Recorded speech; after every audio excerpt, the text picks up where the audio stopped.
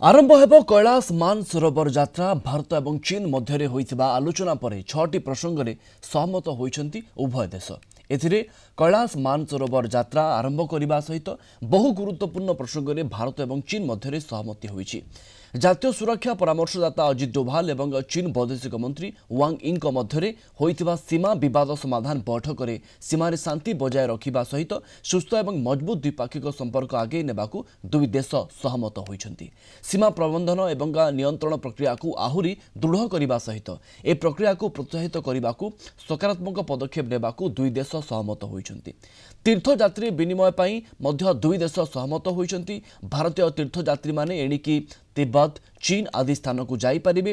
यह सहित सीमा विवाद समाधान पई गठित प्रतिनिधि स्तरीय आलोचना को आहुरी मजबूत करने पई पदक्षेप नियाजिब।